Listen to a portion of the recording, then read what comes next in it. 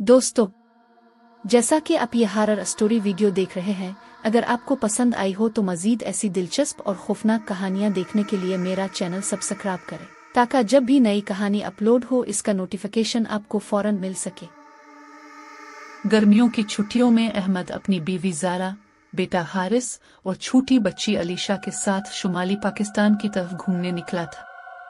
रास्ते में हल्की बारिश शुरू हो गई और पहाड़ों पर बादल उतर आए। घंटों ड्राइव के बाद अचानक गाड़ी बंद हो गई। मोबाइल सिग्नल भी नहीं था, चारों तरफ जंगल और सुनसान पहाड़ी रास्ता। इसी वक्त हारिस ने इशारा करके कहा, बाबा, सामने देखें, कोई इमारत है। धुएं जैसे बादलों के पीछे एक पुराना फटा हुआ लकड़ी का गेट और उसके पीछे एक भूत जैसा खस्ता हाल बंगला नजर आ रहा था, जिस पर जन आलू तख्ती पर लिखा था, मेहमान खाने में खुश आमदीद, अगर जिंदा रह सके तो। अहमद ने सोचा शायद कभी ये रेस्ट हाउस रहा होगा। दरवाजा धकेला तो खुद ब खुद चरचुराता हुआ खुल गया। अंदर दाखिल होते ही अजीब बदबू, काले जाले और टूटी हुई खिड़कियां। ज़ारा को फौरन खौफ महसूस हुआ, मगर रात होने वाली थी। बच्चों को भीगने से बचाने के लिए फैमिली ने वहीं रुकने का फैसला कर लिया। कमरे में लालटेन जलाने के बाद अचानक ऊपर की मंजिल से ठक ठक चलने जैसी आवाजें आने लगी। हारिस घबराकर बोला, बाबा, लगता है कोई ऊपर है। अहमद ने कहा, शायद कोई जानवर हो, मगर खुद इसके हाथ कांप रहे थे। चंद मिनट बाद दीवार पर लटकी पुरानी तस्वीर खुद से हिलने लगी और फिर धड़ाम से जमीन पर गिर गई। इसके फ्रेम के पीछे एक नोट छुपा हुआ था, ये घर खाली नहीं, सब मर चुके हैं मगर रुके हुए हैं।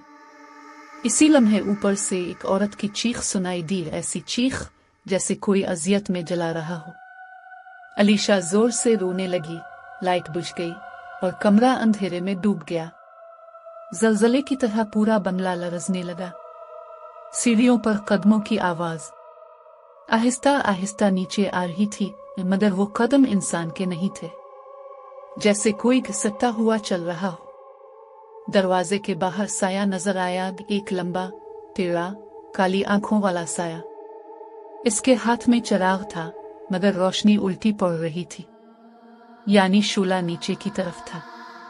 ज़ारा ने कांपते हुए पूछा, कौन है वह?